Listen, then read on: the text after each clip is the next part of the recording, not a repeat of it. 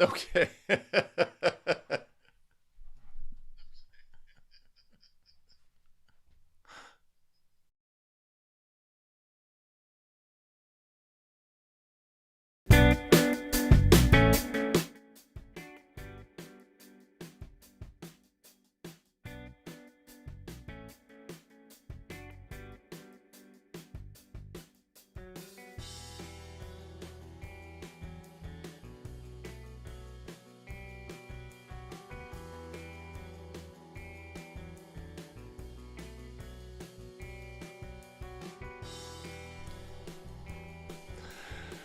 Greetings and welcome to Basketball Rules Expert Live.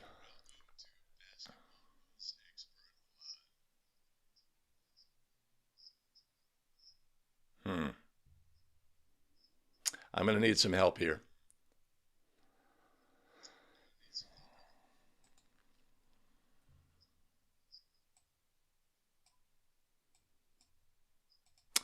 All right, here's what we're going to do.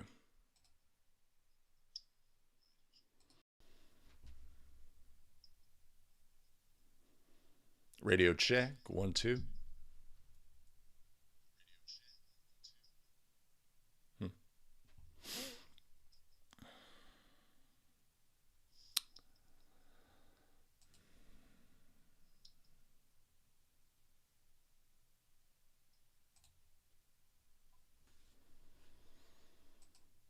Okay, I'm going to need some help. Let me know what's going on the sound. Okay, something's wrong with my headphones.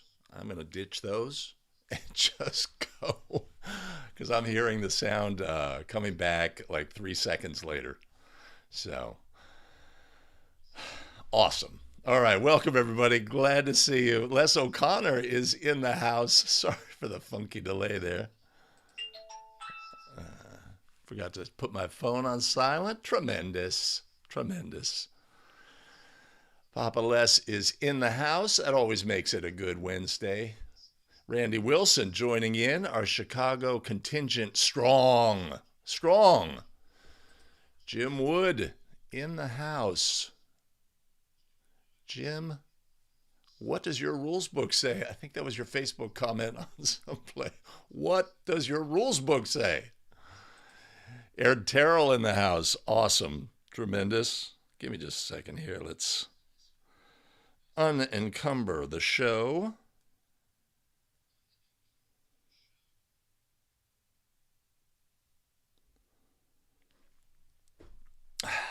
From from phone notifications. Ed Terrell, good to see you.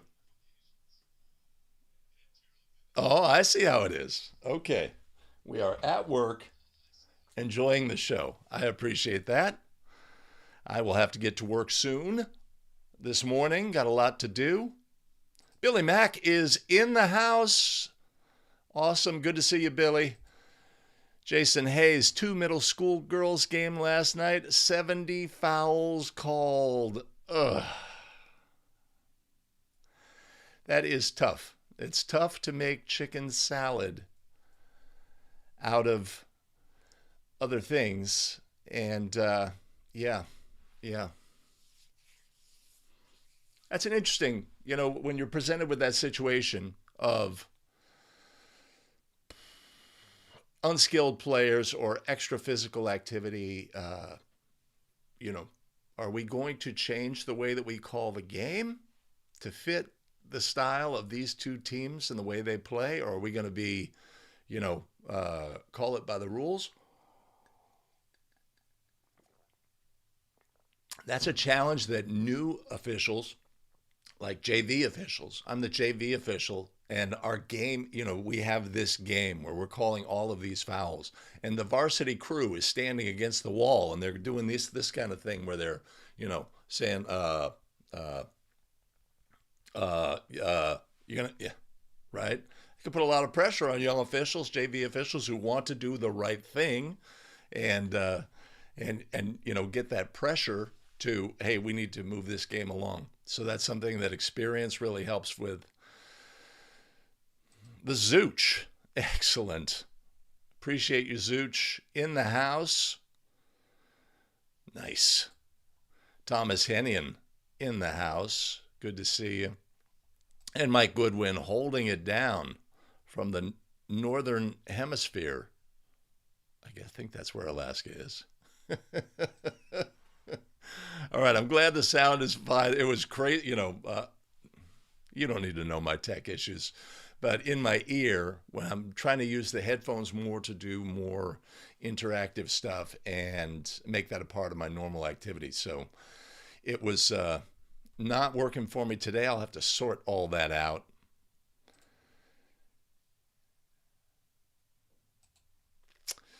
Yeah, so we have to make a judgment in terms of that middle school game with 70 fouls. Is we have to make a judgment. Are we officiating this game in isolation, or are we saying, well, if we don't call the fouls, the next crew coming in will have to deal with this kind of, we want to make the game better. We want to improve the players and the teams by calling fouls, letting them know what's a foul, and so they can fix it.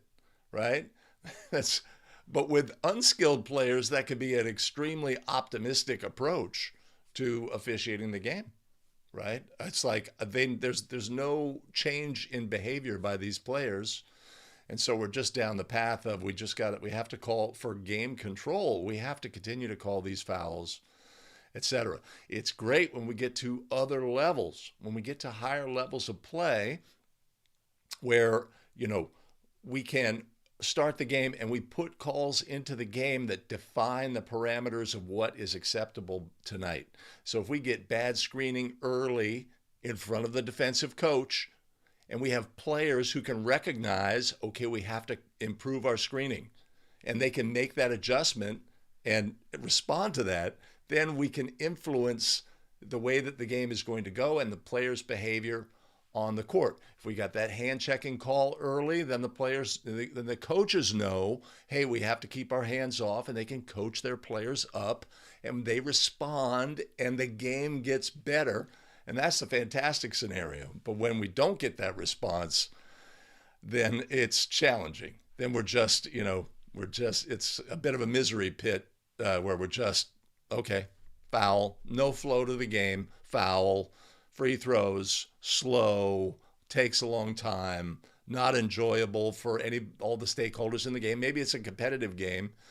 Foul, free throws, and there's no flow, right? We like to have flow, but we have all the things working, that we have to make judgments about.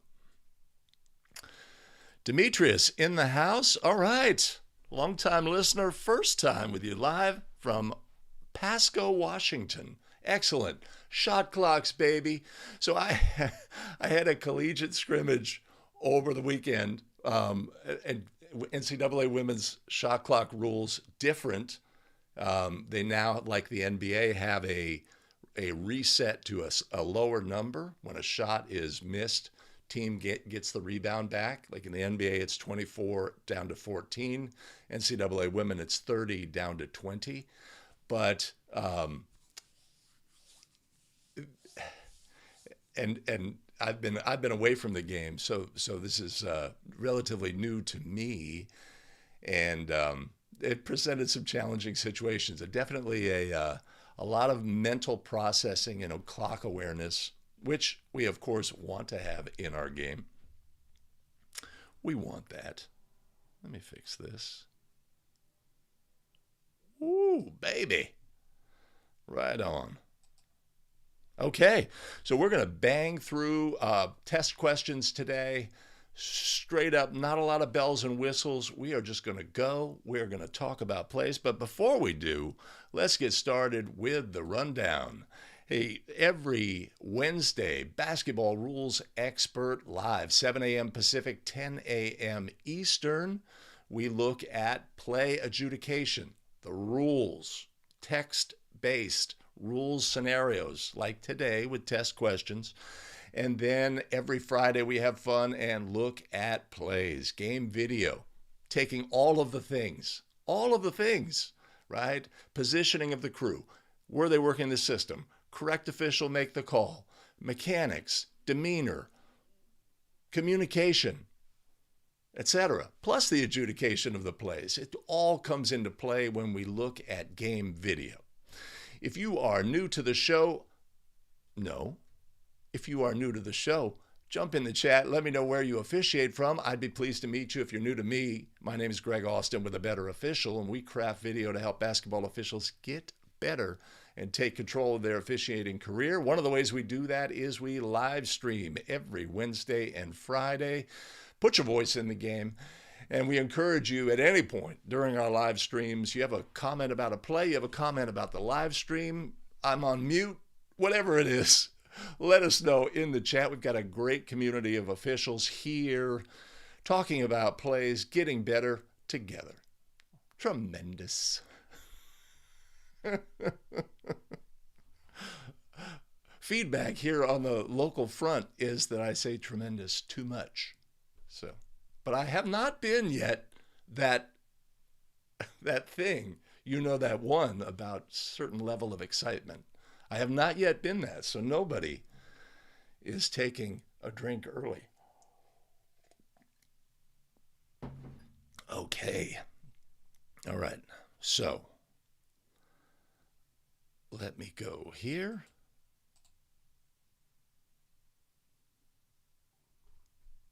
Yeah. All right.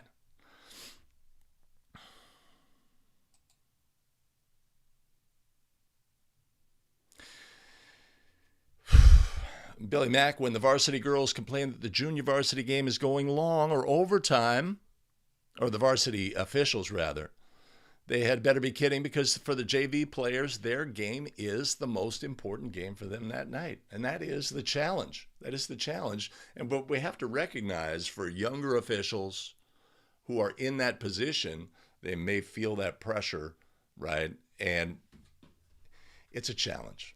It's a challenge. The energy in the building can sometimes be, oh, this game needs to be over, etc. Especially if it's not a competitive game, right? But experience helps guides. If we have a 60-40 game with 2 minutes remaining, right? Then we can say, okay, do we need to put that foul in the game at that point, right? You may have a difference of opinion about that, but we could certainly take that approach and just guide this game. We know the result of this game. We know who's going to win this game, right? Now it's just a matter of getting the game completed, etc. But if we have a competitive game, if it's 42-40, and then we don't necessarily have that option. So varsity guys, you're just going to have to hold up, because this is the big game right here, right? This game might be much more competitive than your game. I know you want to get going, and I know potentially things are running late, but this game is the big game for us, and this game is the big game for the teams involved. So I appreciate that, Billy Mack. But today we are going to get started and look at plays. All right, the season is upon us. Time to get going. We need to keep our brains focused on rules adjudication so we can get plays right when we get onto the court. Let's go.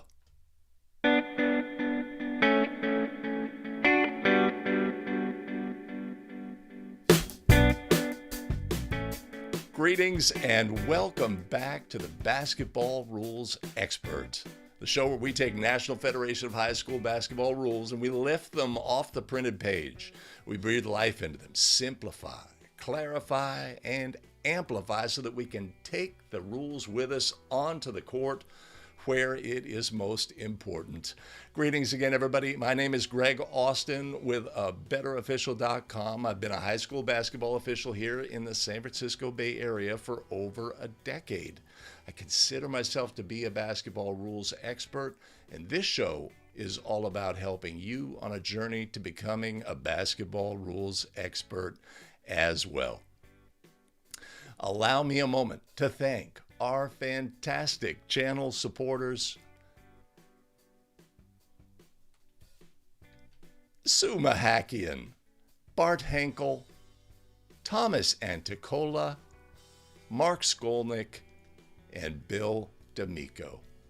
Much appreciated and much love. You want to support the show? That's the wrong way to do it.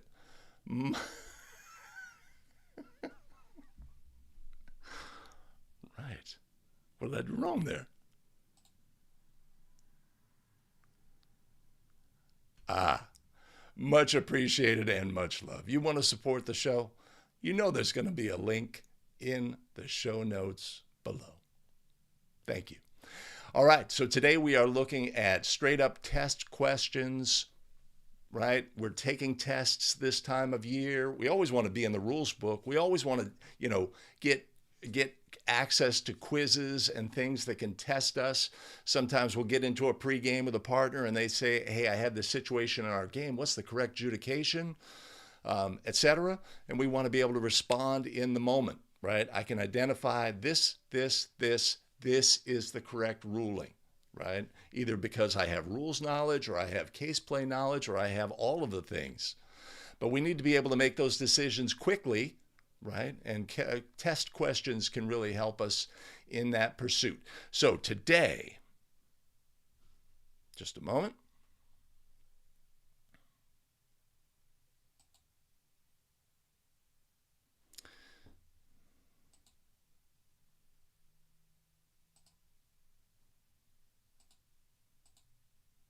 Not sure why that's doing that, but today. All right. Today we are looking at test questions. Let's get started and take a look at our very first question.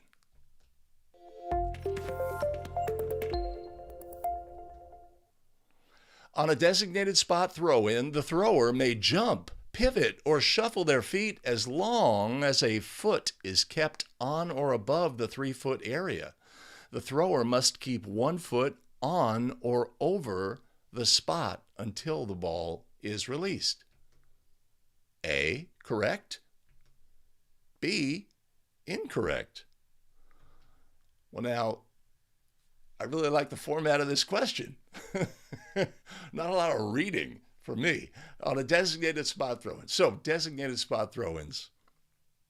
We know designated spot throw-ins can be confusing for some people who have some antiquated perception of what a thrower is allowed to do, right? They move their feet, they're traveling ref, right?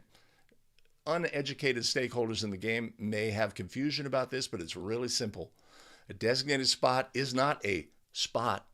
It's not a circle. It is an area that's 3 feet wide, starts from the edge of the court and goes all the way back until we run out of room. And a thrower must simply keep one of their feet above the throw-in area, designated spot, throw-in area, 1 foot, right? So they can, here's their 2 feet, and they can step this far, and then they can step this far as long as they're keeping their feet above that throw-in area until the release of the throw-in pass. Once the throw-in pass is released, they are free to move anywhere. They are responsible to come onto the court after the release of that throw-in pass. But our answer on this play, are you ready for it? Is A, correct. Ooh, animation. Okay. All right, let's take a look at our very next test question.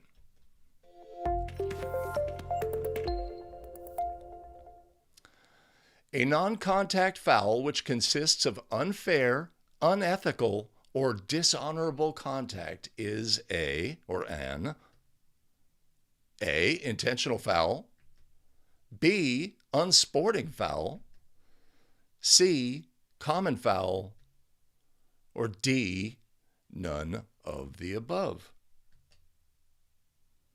Right? Key component, non-contact foul, unfair, unethical, dishonorable.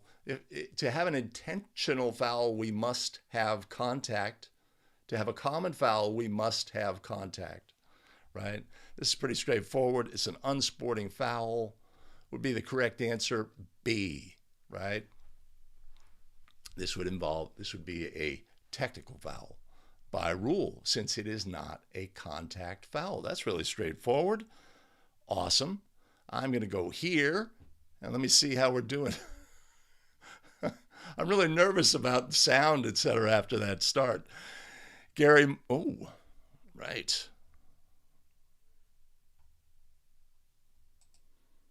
Gary Mouton. I'm going to say Gary Mouton. You let me know, Gary, if I got that right. Greetings, welcome. As Les O'Connor says, pump that like button, right? Let's see. Okay. Raymond Berkeley in the house from Austin, Texas. Good morning to you. Excellent. Our Texas contingent is strong. Stephen Baum jumping in from Long Island. Long Island.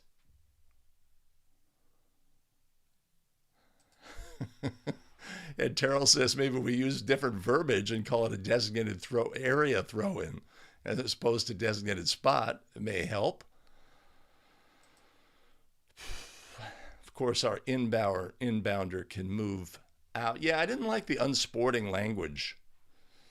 You know, just the single word unsporting. But that's what it is.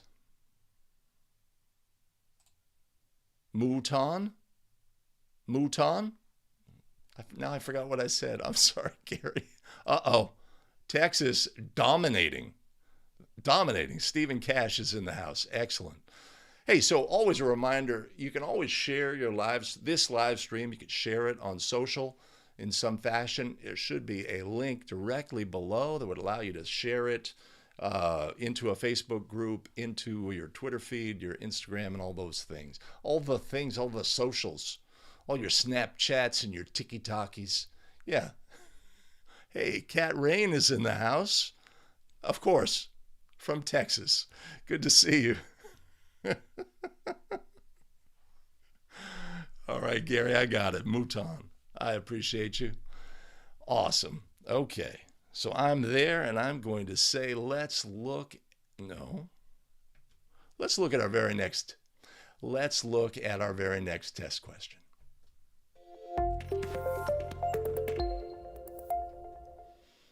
A1 dunks over B1 and then taunts B1. B1 retaliates and throws a punch at A1. The ruling is A warning should be issued to these two players. B, A1 is issued an unsporting technical and B1 is issued a flagrant technical. C, both players are issued unsporting technical fouls. Or D, both are charged with flagrant technicals. Right? So we have the dunk. Player turns to the defender and taunts them. This is certainly an attribute of AAU basketball where there's stare downs and I have abused you, and behavior towards the defender who may have been, just crushed on the play. But in a retaliatory action after the taunt, a punch is thrown, right? Whether it connects or not, matters not. Now what do we have, right? We have a taunting and then we have a punch, right? If we understand the rules, this is really straightforward, but sometimes we can be confused here. So our options are warning should be issued. No, that is not the answer. That is no. B, A1 is issued an unsporting technical and B1 is issued a flagrant. So that would seem logical. This player had a non-contact foul, that's a technical. And this player had a punch, that's a flagrant, right? That seems logical, but NFHS puts an exception into the rule, or both players are issued unsporting technicals. No, if a punch is thrown, that is flagrant, fighting, disqualified by rule. That's really straightforward. A punch is thrown, that is fighting. Flagrant, disqualified, that's really straightforward. So in D, both are charged with flagrant technicals, and that's the correct answer. The taunting led to a fight. Therefore, the taunting is considered in the same category, a fighting action. by rule. So our correct answer here is D. Both are charged with flagrant technical fouls for fighting as well. And it's really important because while it doesn't have any impact in the game itself, for proper adjudication, right, the local association or et cetera may have actions that are related to fighting. If a player is ejected or disqualified for fighting, there may be additional penalties. They're going to miss the next game. They're going to miss the 2 games. A second fighting action will lead to, disqualification from competing in future games or some such. So the designation for fighting is important in that scenario. So our correct answer is D. Both are charged with flagrant technicals. And I'm going back here. Yeah.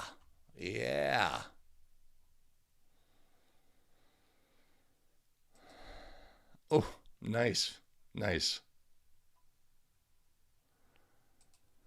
Jason comes up with B. Issue an unsporting technical, and A1 gets a technical and B1 gets a flagrant. And that's a logical assumption. If we didn't know that there was a special designation in the rule that says in this special situation, taunt leads to punch, the taunt is considered a fighting action by rule. Les O'Connor has it right. Thomas Hennion got it. Andrew Maurer joining. Figured it would have been B. Regardless of the taunting, the player can't throw a punch, right? And again, that's a logical assumption, right? We need to have that rules knowledge, though, that the taunt that leads to the fight is considered fighting action by rule. And Stephen, the reason is because the rules say that that's how this combination of actions is to be treated. Now, let's say there was no fight, or let's say the player responded by, the defender responded by, unsporting comments towards A1. Then we would have a double technical, and we'd go to point of interruption because we know double equals point of interruption. But if a fight results by rule, that's the situation. All right, let's move on. No. I've got to get my systems together here. And let's take a look at our next question.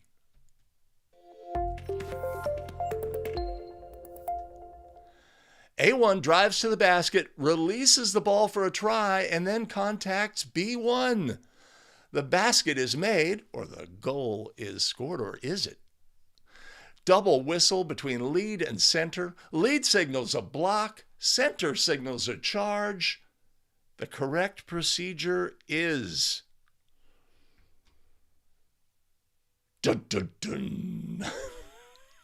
The dreaded blarge, and the ball goes in. What do we do now, right?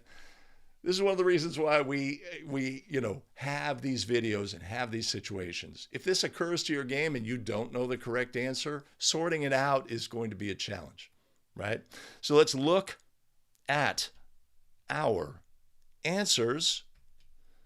A, both officials report their foul, basket is counted, then play resumes.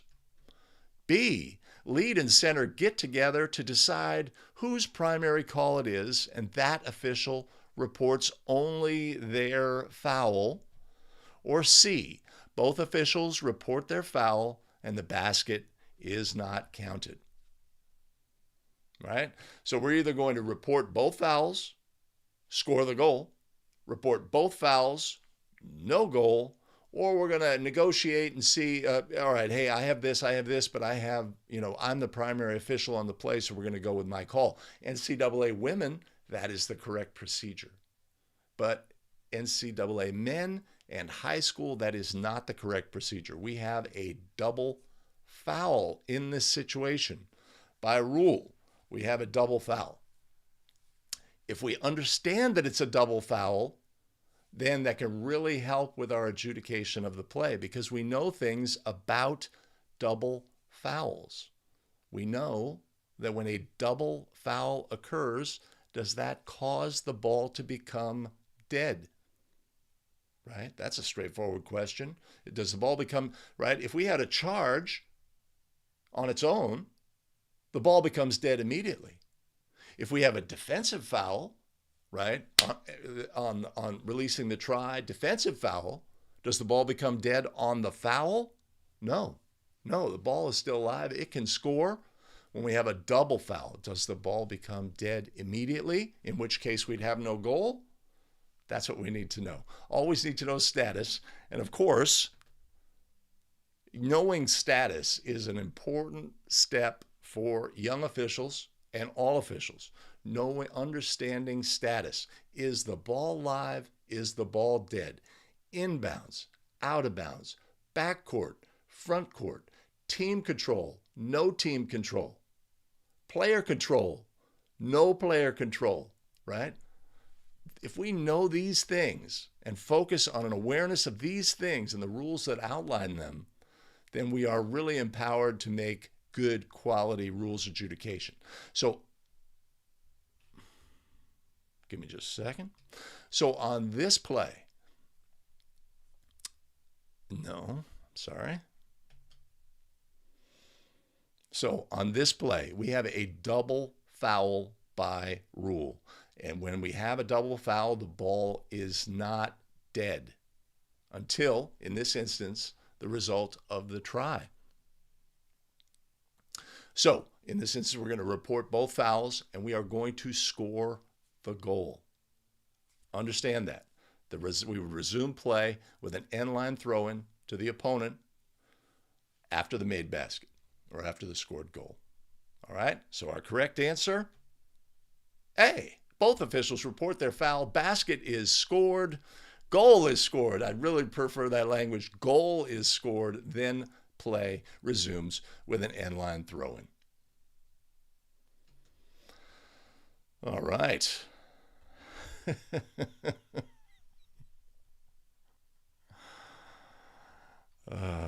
Let's count the basket. Les O'Connor, double foul, score the goal, report both fouls, add team fouls and player fouls, no free throws, resume with B1 throw-in anywhere along the end line. Correct. Correct. We've got rules experts in the house. We had something similar on a 5-play Friday. Did the goal score? I don't remember. Jason Hartung, B, no goal on charging. Perfect. Perfect, Jason. Perfect, right? That's a key understanding, is what we have on this play is not a charge. On a player control foul, the ball becomes dead and no goal can be scored, right? That's a great understanding to have, but understanding what we have in this situation is a double foul. It's a little non-intuitive because there's a charge involved, right? But it's not a charge by rule. We are now a double foul. And when we have a double foul, things can get really simple. Ball's not dead. We're going to resume with point of interruption, right? So the same play happens and the try misses. How are we going to resume the game? We're going to report fouls on both. And we had a try for goal, no team control. So we would go to the alternating possession arrow for the resulting throw-in, right? The goal is scored, that's our point of interruption, and we would go inline. So understanding that in this situation, in a large situation, it is a double foul by rule. That makes things really simple and straightforward, even though it can seem a little non-intuitive. Just hold on to that strongly. Double foul. I know what we do in a double foul. Point of interruption, right? Ball was not dead. Point of interruption. I appreciate you, Billy. I appreciate you. It was a long one.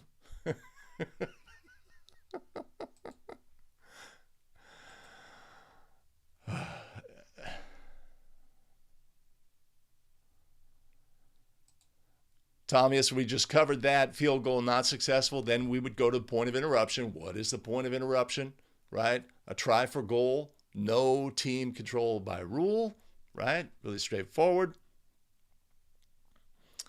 Excellent. And that's of course the follow-up question. Whenever we have these rules scenarios, if we are going to have a full understanding,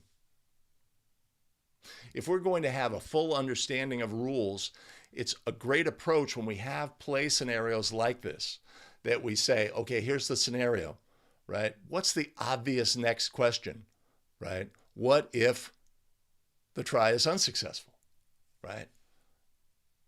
That's a great way to approach these because it adds extra value from the question, right? This question deals with one situation specifically, but what if instead of this happened, right? And this can give us a better understanding of the rules so that when we get onto the court, yeah, we're feeling pretty good about ourselves. I know these rules. Sheesh. Awesome. All right. It's in effect in the chat. I'm going there. And I'm going to say, give me just a second. Yeah. Let's take a look at our next question.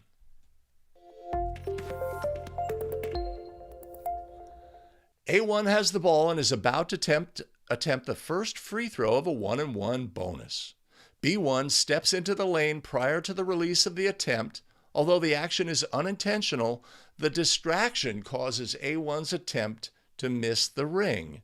How would we administer this play? A. Since the act was unintentional, both violations are penalized. Go to the AP arrow to determine which team is entitled to an AP throw-in. B. An air ball takes precedence over a lane violation. Team A gets an end-line throw-in. C. Call an unsporting technical foul on B1 for disconcerting the shooter.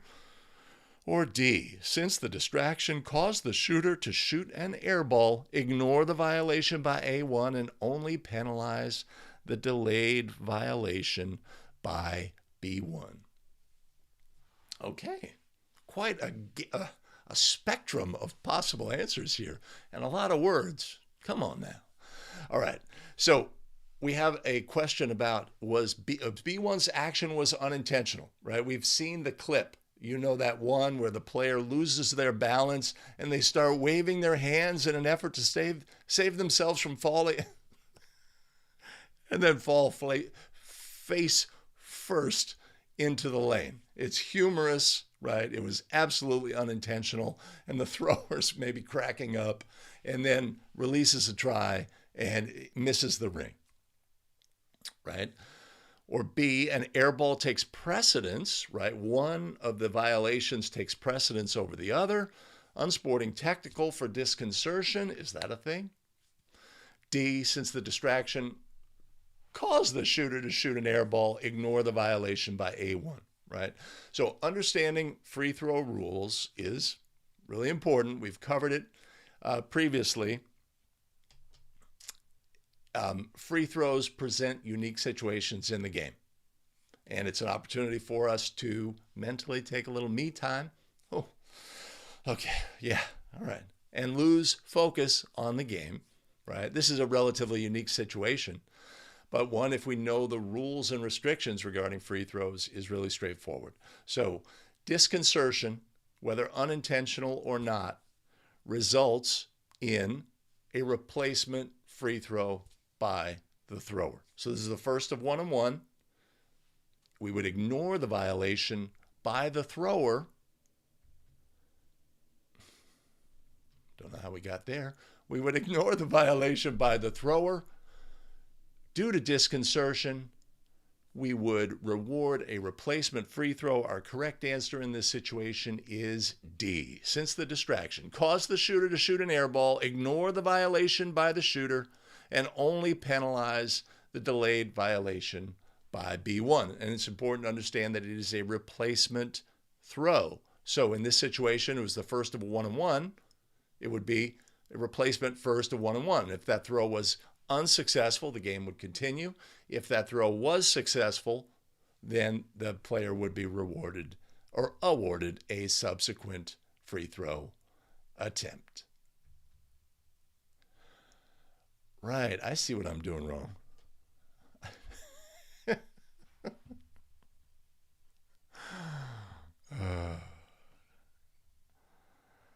All right, Jason in the house. Got it. Nate Luther joining us. Let us know where you officiate from, Nate. Collis Hooper. All right. Excellent. Got some new voices in the chat, putting their voice in the game. CIC Peds, new. Mickey from Ohio. Awesome. Good to see you.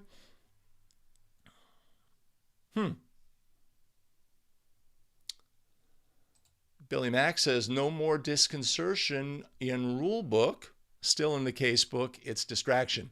Yeah, and it points out a couple of things. One is there's not always, apples to apples coordination between rules and case book.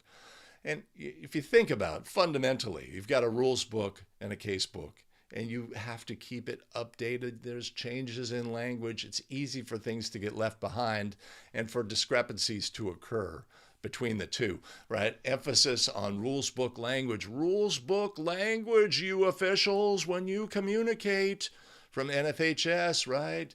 Really the finger wag. We can't have these terms being used. And then you open up the case book and it's filled with the terms, right? One of the inconsistencies. But of course, here at A Better Official, we really focus on communication and communicating the correct things and using the correct language to do that when appropriate.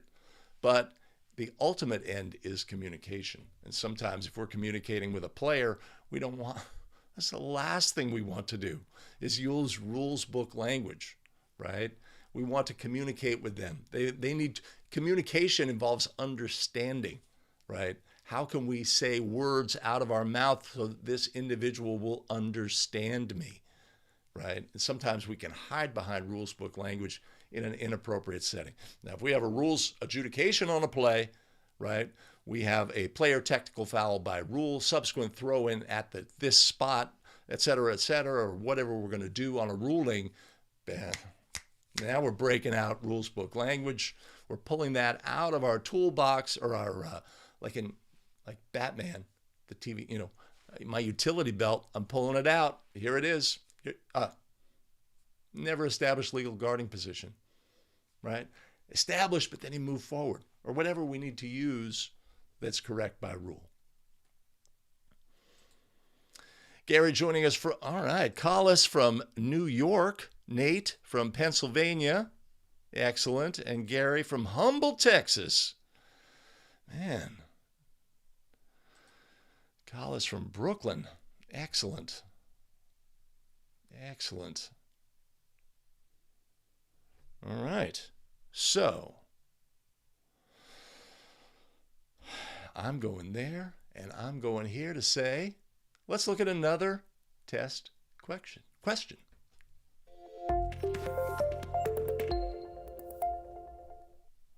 A1 rebounds the ball and holds it securely under the chin while being aggressively guarded by B1. Without contacting B1, A1 pivots and swings his or her elbows such that the elbows move faster than the speed of the torso. What is the correct ruling? A, intentional foul on A1. B, flagrant foul on A1. C, no violation. Or D, violation on A1. We see this situation occur a lot. Player grabs a rebound, right? Coach says, chin it, right? So they have their elbows out. Keep your elbows in. Elbows out. They are guarded. There's pressure, defensive pressure, and in an effort to protect the basketball, they swing their elbows, right? If they do so while moving their torso, that's one thing. But if they move the elbows independently of the torso, that is something else. So in this situation, A1 rebounds the ball, holds it securely without contacting B1. So there's no contact on the play. That's a key component here. If we had contact, If we had contact, that would be something else. But we have no contact on the play. So by rule, in this situation, this is a violation for excessively swinging the elbows, right? In the absence of contact, a violation is the correct ruling. If contact occurs, then we have something else. So something that shows up order, Billy Mack points out, is there's 3 new casebook plays that specifically address player moving and elbow contact as a result. We can have common, intentional, or flagrant. All 3 of those are available. And those case plays, because we know that a point of emphasis a few years ago in National Federation of High School Basketball rules, point of emphasis, hey, elbow contact to the head automatically upgraded, at least intentional, automatic, right? That was the point of emphasis. Something we have to understand about points of emphasis is they can be fleeting, right? We have a point of emphasis, right? This is a thing. A few years ago, it was like when players come onto the court from the locker room, they can't circle their opponent. This is a grave violation of the rules. Is it in the rules book? No, there's no rule against that, right? It's just a point of emphasis, right? So that point of emphasis about elbow contact led to confusion that that contact automatically rises to an intentional foul at minimum. So those case plays hopefully will clarify things a lot. Kevin Connolly, what are the mechanics on this call? What is our signal for excessively swinging? I believe. When was the last time I called it? I believe it is something along those lines. Why don't I know that? Oh, Kevin, you've caught me.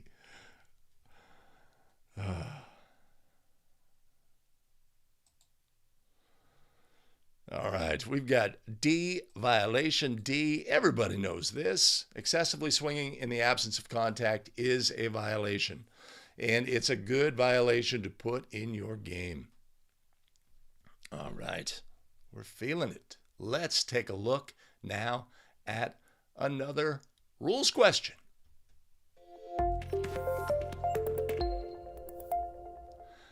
A1's 3-point try is successful. B2, who is inbounds, secures the ball after it passes through the basket and tosses to teammate B3, who is also inbounds. B3, believing that his teammate had made a legal throw-in to him, begins dribbling up the court towards his team's basket. The correct action is to issue a technical foul for delay of game as soon as the ball passes the division line, then put time back on the clock to allow for the number of seconds that elapsed since the throw-in should have taken place. That's creative. B, after giving Team B sufficient time to recognize its error, whistle the play dead and instruct Team B to execute a legal throw-in from the end line. C, whistle the play dead and rule a throw-in violation. Or D, when it is apparent that a player from Team B is advancing the ball towards its basket instead of stepping out of bounds for a throw-in, initiate a 5-second count and rule a violation if a legal throw-in is not begun and ended within the time allowed by rule. Okay, a lot of words there. First of all, A is off the table. Come on now. Come on, we're making stuff up there. But it's a unique situation, right? And how are we going to adjudicate this play at the high school level? How are we going to adjudicate it by rule? Of course, that's what we always want to know is how do we adjudicate this play by rule? If we're doing a little kids game, pee-wee basketball, and the kids, make this knucklehead move, are we going to, do it by rule? Maybe not. But in high school basketball, we want to know how to do things by rule. And in this situation, our correct answer is C. Whistle the play dead and rule a throw-in violation by rule, right? Specified by rule, really straightforward. We don't have to overthink this, right? The throw-in has not legally occurred. Now you can make a case, well, the throw-in has not legally begun, right? Because, right, maybe the official never began a count, etc. But this is covered specifically by rule. Pretty straightforward. Violation on the play, resulting throw-in for the opponent at the spot nearest the violation, which would be, I guess, when that first pass was made. It's going to be an end-line throw-in any way you slice it.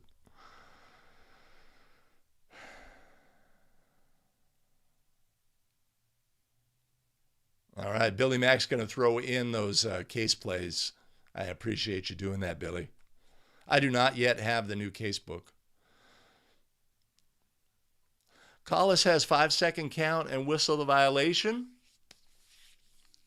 That makes sense. That's logical. This is a unique situation. It's a rules puzzler, right? But covered by rule specifically. So we're going to move on now to our next test question.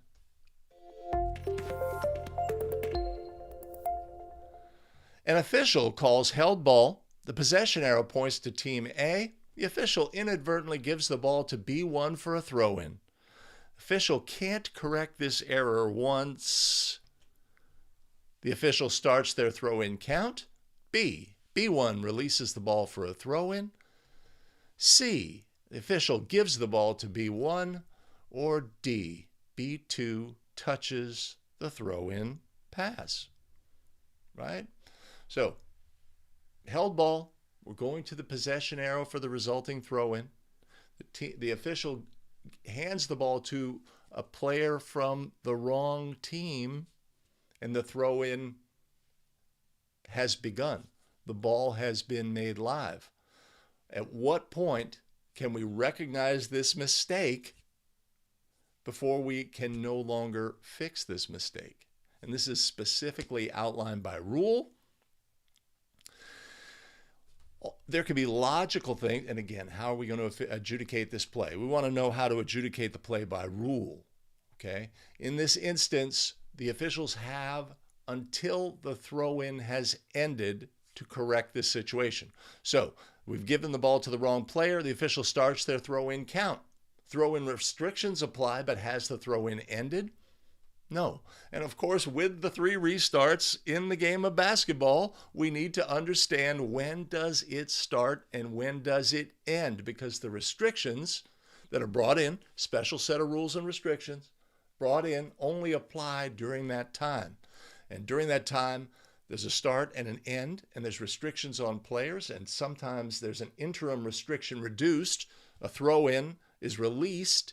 The defender may now violate the plane once the throw-in is released, right? So some of our restrictions go away at some point, and then when it ends, all of our restrictions. So understanding that there are special rules and restrictions, we have to know when it starts and when it ends, okay? So when we've given the ball to the thrower and we begin a count, right, the throw-in has not ended. B1 releases the ball for a throw-in. The throw-in has not ended.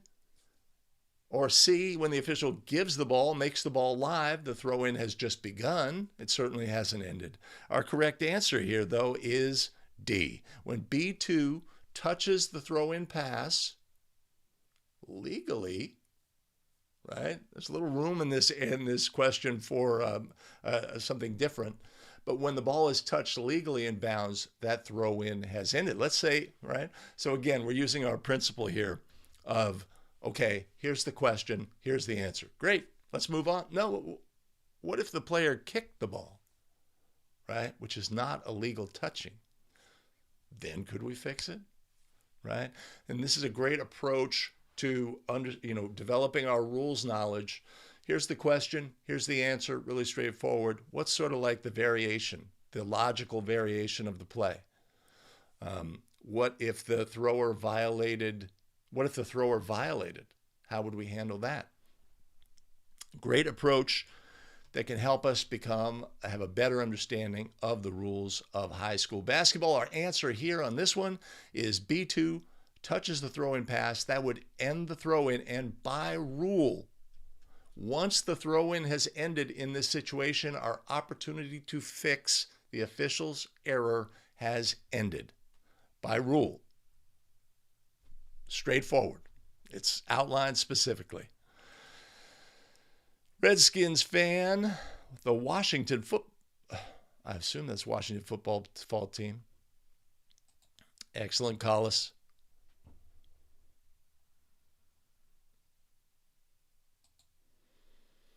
Less when it's touched on the court by a player, but of course it has to be illegal touching, right? Want to tighten up our language at every turn when we can. All right. Cool.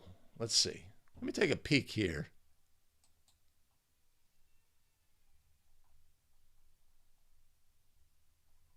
Oh, I'm going to have to pick up the pace. All right, we got a few questions to go. But let's take a look at our very next test question.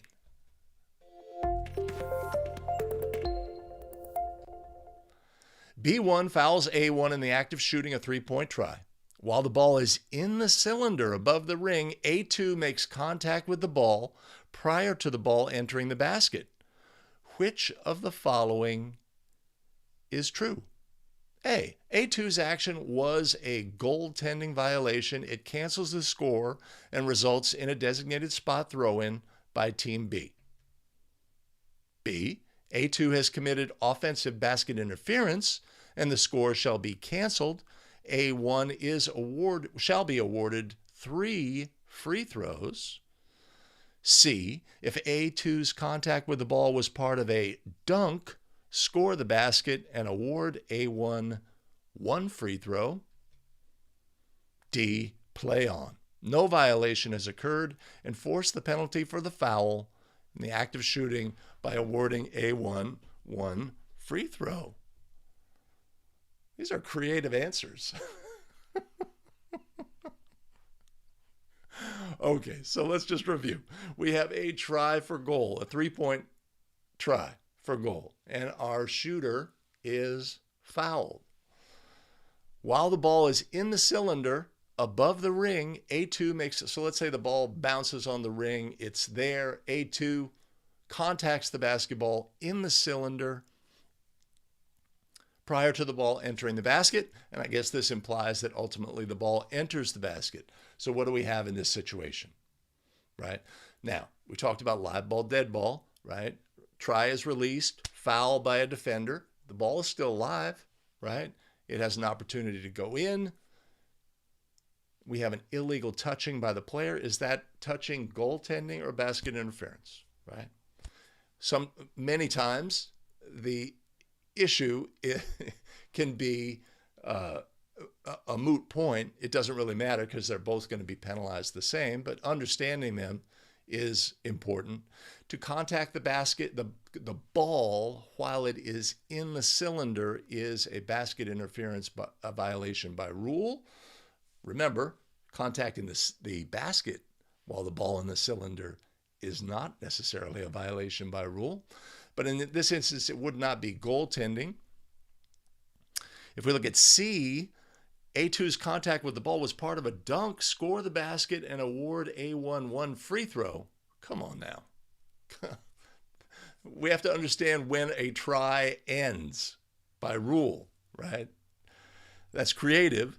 Play on. No violation has occurred. Enforce the penalty for the foul in the act of shooting by awarding A1 1 free throw. Come on now. Our correct answer here is B. A2 has committed offensive basket interference, and the score shall be canceled. The goal shall be canceled. A1 shall be awarded 3 free throws, right? There's no 1 free throw in this situation, right? Now, if there was no violation and the ball went in, we're going to score the goal and award 1 free.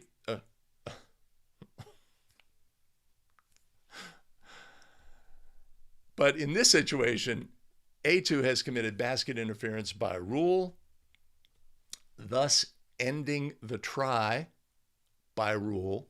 So since no goal was scored, 3 free throws for the offended player and we would resume at that point.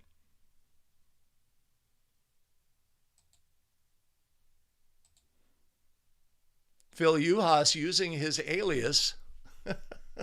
Local joke here, Phil. We've got a show supporter named Phil Harmonic. As Billy Mack likes to point out. Good to see you, Phil.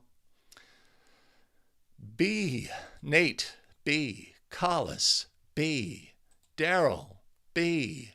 Redskin Penn State fan. B. Gary Mouton. B.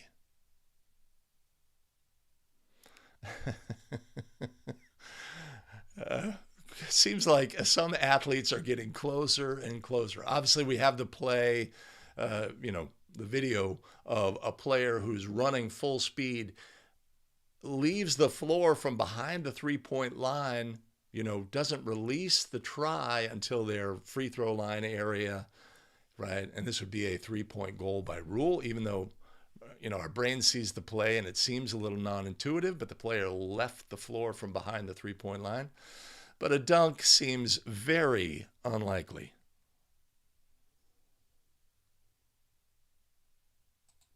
Is there any footage of that? Wilt Chamberlain dunking free throws?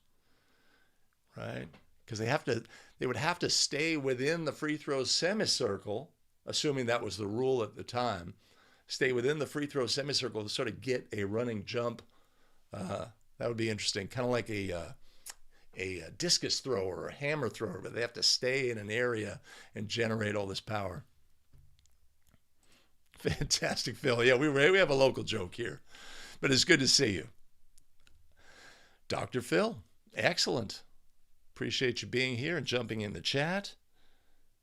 And now, let's look at our next rules question.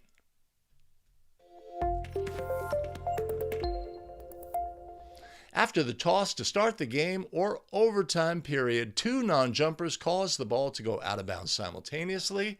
The proper procedure is re-jump with two players involved at the nearest jump circle, re-jump with the original jumpers at the center circle. C, re-jump with two players involved at the center jump circle.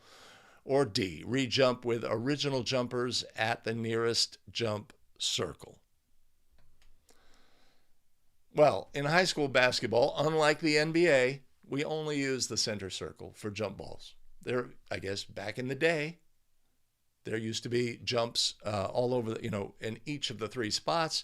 High school basketball, it's only the center circle, so that gets rid of those choices. And the question is, well, we're going to use the original jumpers on the play, or we're going to use the players who are involved in the simultaneous touching and causing the ball to go out of bounds. And our correct answer here is C, re-jump with the two players involved at the center jump circle. That's a really straightforward play. Doesn't need a lot of verbiage. Let's move on now to our next rules question.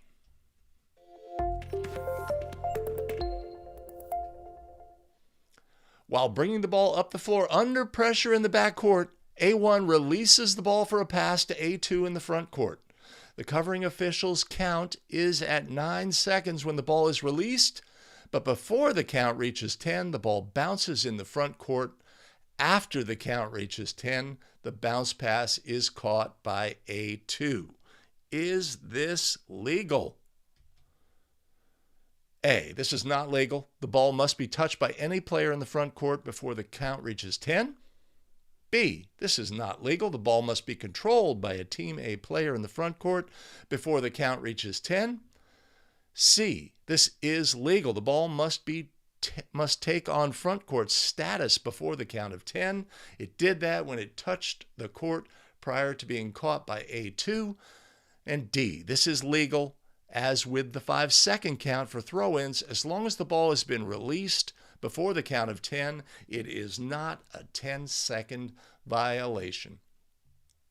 Okay, understanding the 10-second violation is the first part of the equation here.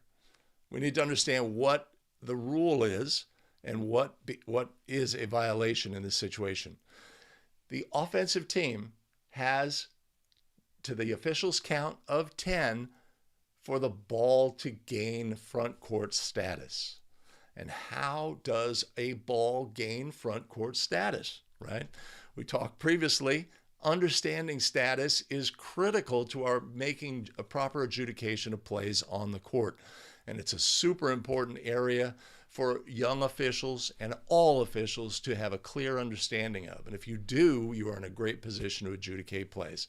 So if we understand that the count continues until the ball gains front court status, then we know whether or not a violation has occurred.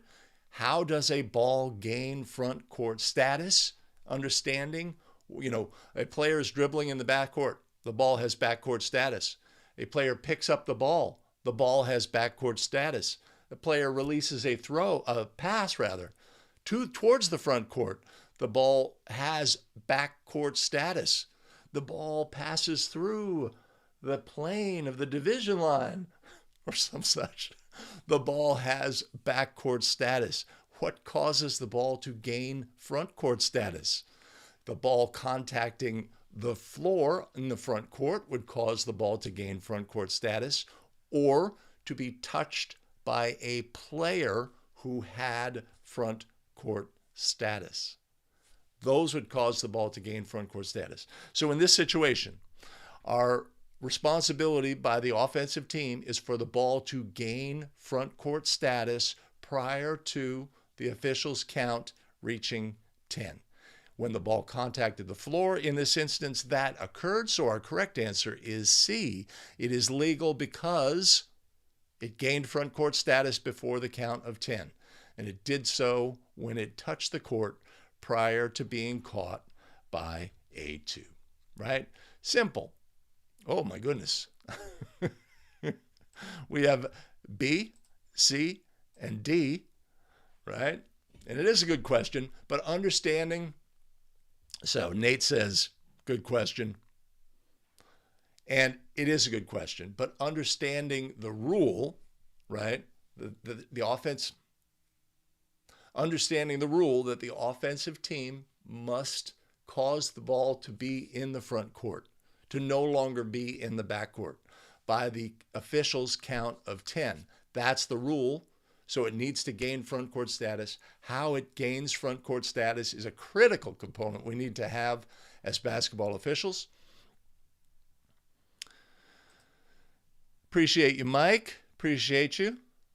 Hey, excellent. Hey, anytime, I like to describe our rules knowledge, Nate, as it's like a block of cheese, right? You look at a beautiful block of cheese made in Italy. It's got that coating on the outside. It's great. And then they cut it open, right? And there's some holes in the cheese from bubbles and fermenting and all that. If you look at the cheese from the side where the plastic or the coating is, it looks solid. But when you turn it sideways, there's a little hole in my rules knowledge. And everybody has them. Everybody has holes in their rules knowledge. That's just a fact of life. So we see that, and we take care of all those holes. We fill it in with our rules knowledge, and then we rotate the slice of cheese one more time, and we see the other side, more holes. So you have an explorer of the rules. We find areas where we have some weakness. We did not know that thing, whatever it is, we fill that in. We learn that rule. Sometimes we learn the hard way. We're out on the court. We adjudicate a play. We go back into the locker room. We look it up and we say, right? And in those situations, that understanding of the rule is, it's seared in a little bit when we kick plays and learn from that. But so hopefully we can learn here and avoid that process. All right, let's move on to our next test question.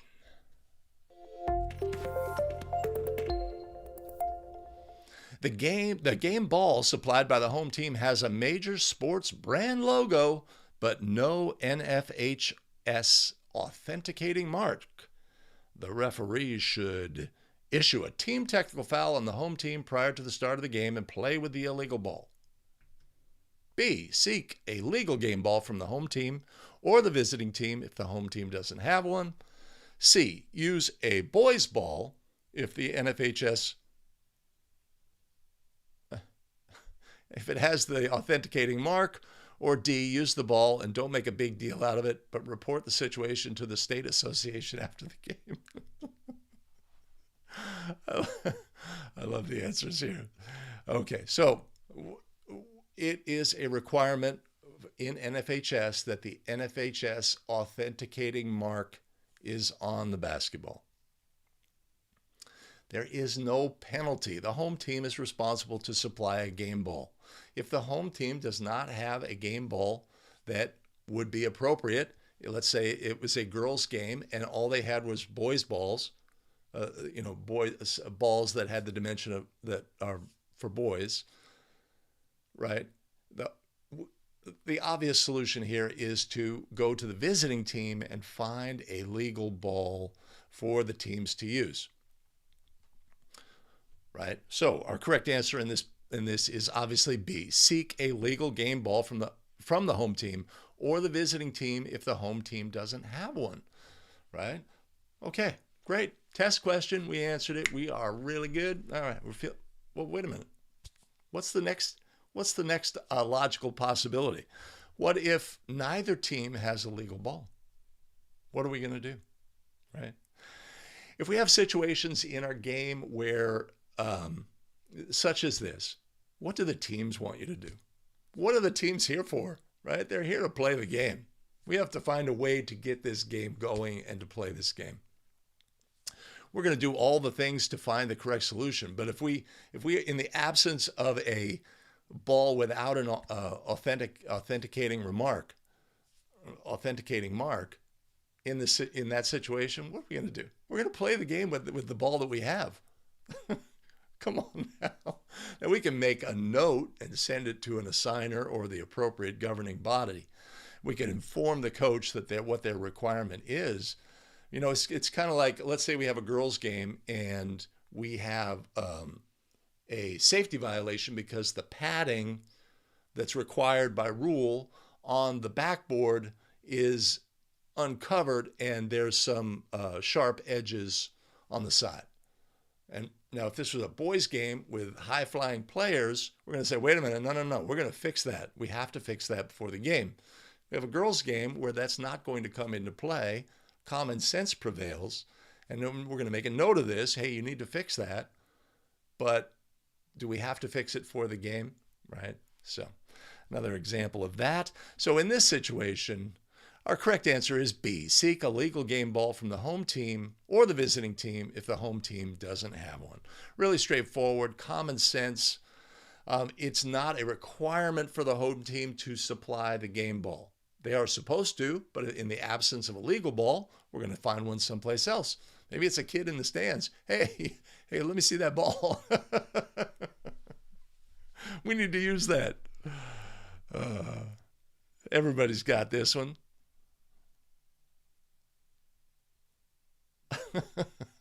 Randy, trolling, says, I say we try C. Let's slip that boys' ball into the game. All right. Again, perfect. Right. Let's say we have started the game. And we are using a boys-sized basketball.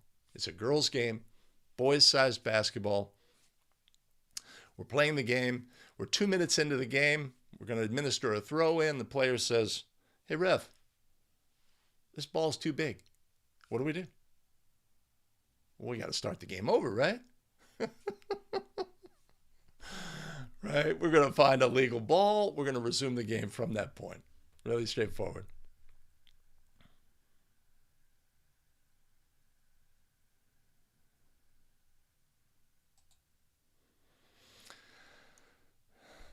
All right, cool. We are accelerating the pace now. Yeah, let's take a look at another question. A1 has the ball and is about to attempt the first free throw of a 1-on-1 bonus. B1 steps into the lane prior to the release of the attempt. Although this action is on it.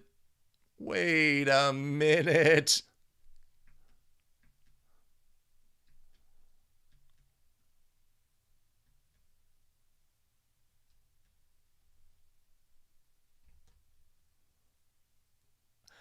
Let's look at our next question.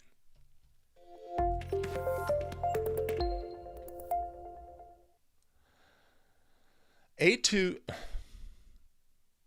let's say A1's try for goal is within the basket as A2, in an attempt to rebound the ball, unintentionally grabs the net.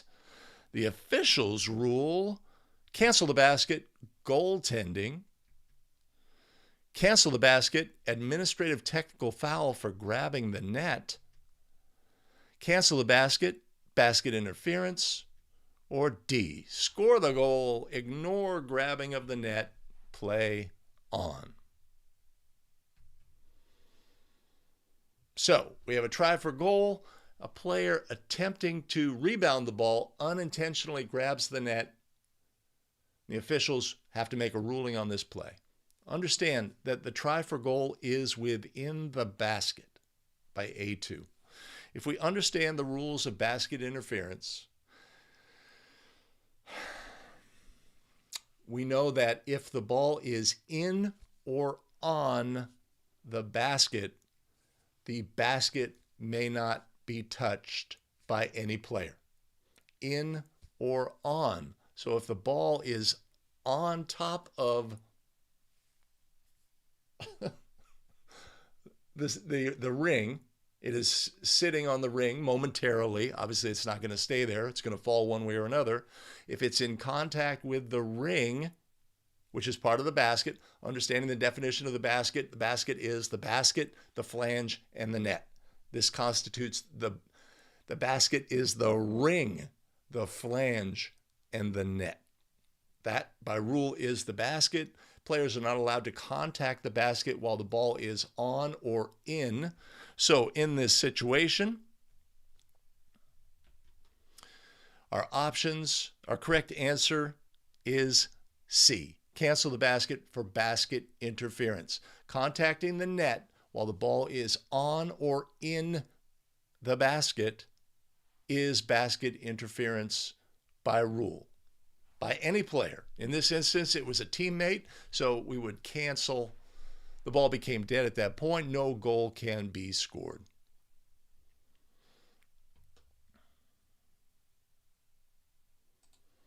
Jim, I appreciate you. Thank you.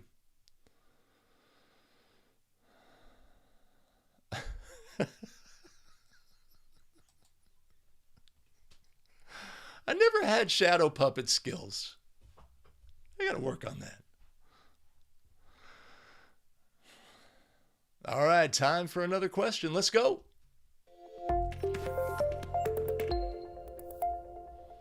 A player may not use arms, hands, hips, or shoulders to force his or her way through a screen or to hold the screener and then push aside a screener in order to... That's the wrong button. Maintain a guarding position, gain an advantage, steal the ball, or cause a turnover. That's an oddly phrased question. Let's just see what our answer is. All right, so a player is not allowed to fight their way through a screen, hold, hook, grab, etc. Defensive players are responsible to avoid screens in order to get around them. Obviously, there's going to be some gray area when we have contact in this situation described, but our correct answer is A, maintain a guarding position. Not my favorite question. Let's move on to another question.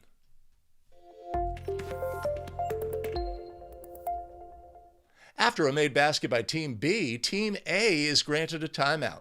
On the ensuing throw-in, all 5 Team A players are lined up off the court behind Team B's end line at the time the official wants to administer the throw-in. A, the official shall refuse to administer the throw-in until the required 4 team members of the thrower have inbound status. B, this tactic merits a 4-47 warning for delay for violating Article 4 of that rule. If there had been any 4-47 warning issued previously, this would result in a team technical pursuant. C, this is legal as long as the throw-in pass is released prior to the end of the official's 5-second count. Or D, this is permissible both for a designated spot throw-in as well as a throw-in after a made or awarded basket. Okay, so a basket has been scored by Team B. Team A requests and is granted a timeout. How are we going to resume the game? We're going to resume the game with a throw-in that's not a designated spot throw-in. Player can move anywhere along the end line. In a situation where we are administering a throw-in after a goal, right, or there is a throw-in after a goal, we need to know the rules and restrictions on the players, right? Understanding, as we like to say, understanding throw-in rules and restrictions has high value for basketball officials because there are 3 restarts in the game. Jump ball happens one time a game. Free throws happen a couple of dozen times a game. In a game, sometimes 3 dozen, sometimes in worst case scenario more. But what happens most frequently? Throw-ins happen frequently. Throw-ins happen frequently, and a lot of things can occur on throw-ins. So what we need to do is have a clear understanding of what is illegal. If we know what's illegal, then we can see, observe and say, okay, that's wild and interesting and okay, but I'm waiting for the little alarm in my head that says that's a violation. You cannot do that. The defender cannot reach through the throw-in plane. On a designated spot, the thrower cannot, fail to have one of their feet above the spot, right? They cannot be the first to touch. All of the things, right? If we know what's illegal, then we're in a great position to see all sorts of things occur potentially and not respond with a reflex of, oh, that looks funny, I have to blow my whistle, right? That looks funny. That's unique. I've never seen that, okay? Right, so we have to have that perspective. And in this situation, we are after a scored goal. So what are the restrictions after a scored goal on the team for a throw-in? Multiple players. There is no restriction on multiple players being out of bounds. There could be 2 players out of bounds, 3, 4, or 5. It does not specify. On a designated spot throw-in, right, only the thrower can be out of bounds. If another teammate goes out of bounds, that's a throw-in violation by rule, right? I know that's illegal. After a made basket, none of these actions has risen to the level of illegal. So in this instance, C is our correct answer. This is legal as long as the throw-in pass is released prior to the end of the official's 5-second count. That's straightforward. Now we have those 5 players out of bounds, and they're out of bounds because this is a play that this team has set up. This is a tactic that's becoming much more common, right? As teams, we see it at the collegiate level, it trickles down to the high school level.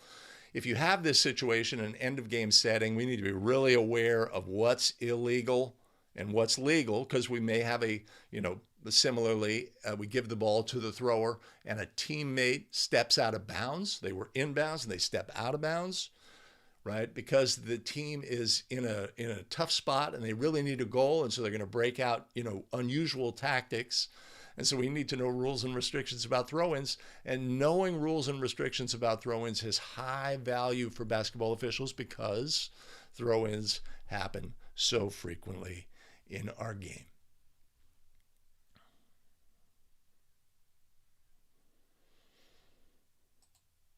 Penn State fan has B, right? The key component here is this is after a made basket, so those players are allowed that by rule. Okay. I got you. Billy, I lament the fact that you had all those jump balls. And I hope you never got splinters from the peach basket. Hey, that happens, baby. I misread things all the time, as viewers of this channel can attest.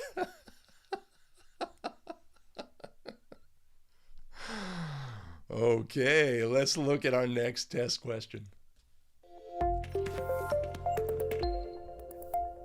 A1 fouls B1. Before the first free throw, A2 substitutes for A1. After the second free throw is successful, the scorer sounds the horn and A1 checks in for A3. Technical foul on A1 for attempting an illegal substitution. B, A1 can only substitute for A2. C, the substitution is legal. D, A1 is not allowed to substitute. A1 will be allowed to enter the game at the next opportunity after the clock has run. Okay, so A1 fouls B1 and they're going to be awarded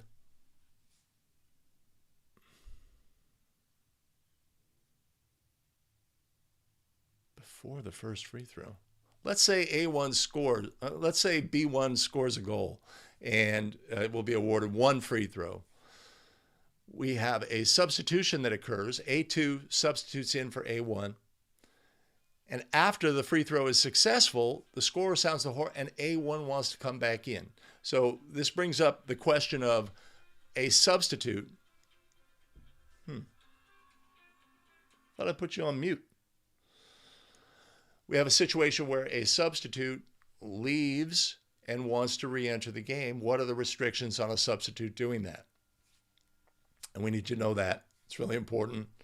It can happen in end-of-game situations. Sometimes a coach wants their player, they're an offense, really important on offense. We want to substitute them out when we have a defensive situation, bring them back in, etc. All right, we need to know. And coaches and players do not understand this, right? So we need to be aware. And of course, during a free throw situation, what are we prone to do? Maybe take a little, we could be distracted from plays and take a little time where we disconnect or we think about other things, time remaining, etc. We lose focus on the game. But a player who substitutes out cannot return to the game until the clock properly starts. So in this instance where free throws were being attempted, the ball became live, dead, live, dead, live, dead, all of that, that's good.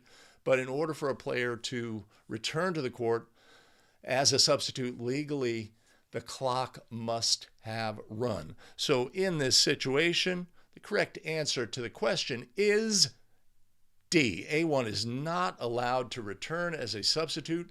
They will be allowed once the game clock is run. And that's our correct answer.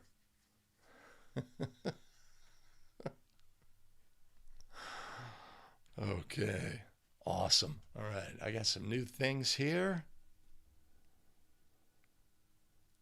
Let me wrap this show. Hey, appreciate everybody joining us today for Basketball Rules Expert. I'm a little lost here. Hold on a second.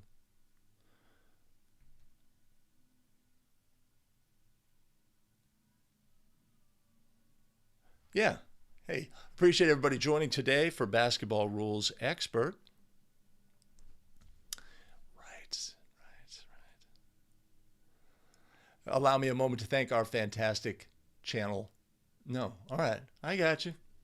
If this is the video content you're here for as a basketball official, great time to do all the things. Hit like, subscribe, and notify so you don't miss out on any of our new content. We live stream a couple of times a week. Join the conversation, join the show. Let me thank our fantastic channel and show supporters.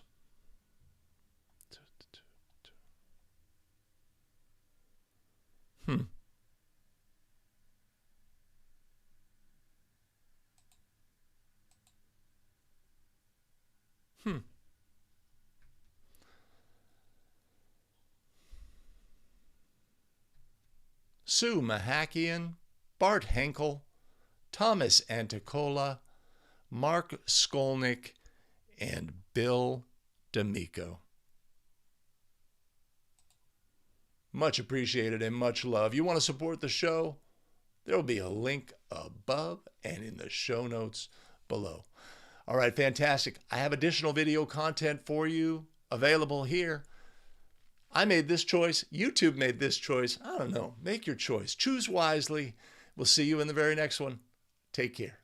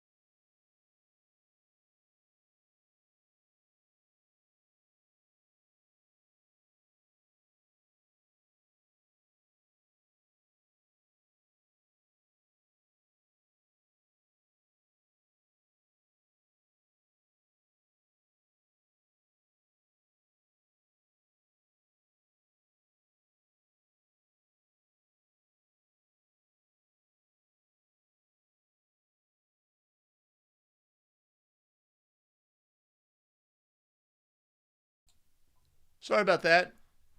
Tech support came in and fixed it. I appreciate you. Let me go. Let's go back. All right, so Thomas has a throw-in play, designated spot throw-in. Player releases the ball legally, and then the defender reaches through the boundary plane and catches the ball before it breaks the plane. Is that legal? Well, what's illegal? I know what's illegal. Now you see this play and it happens in your game and it's like, is this something you see every day? No, right? It's unusual. We're going to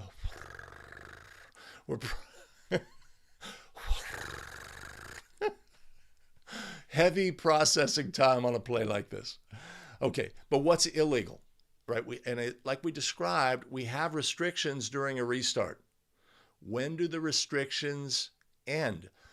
We have start of a throw-in, end of a throw-in. We know all restrictions end with the end of the throw-in.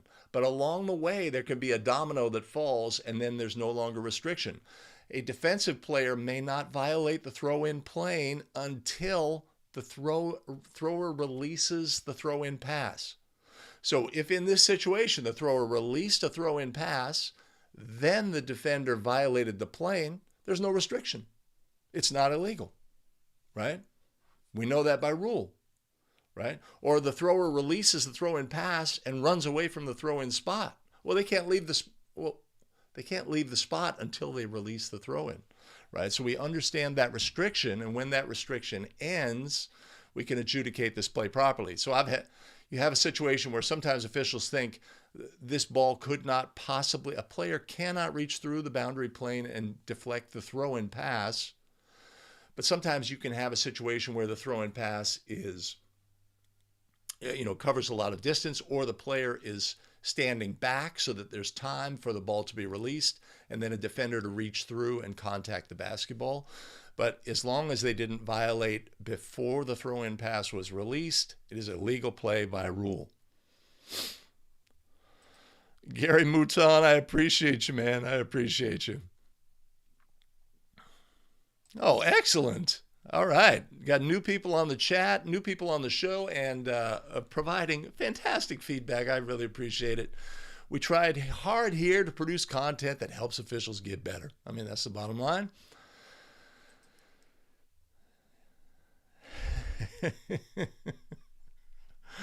I don't know how that ended up happening in that scene, but tech support helped.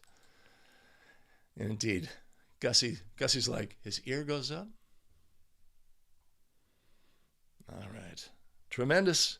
Okay, I have a full schedule today in my other roles in life. So I am going to move on.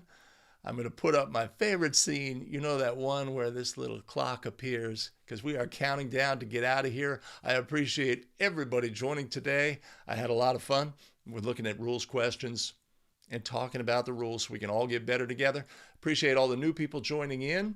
Don't be Go ahead and share the stream with other basketball officials so we can all get better together. We will see you in the next one, everybody. Take care.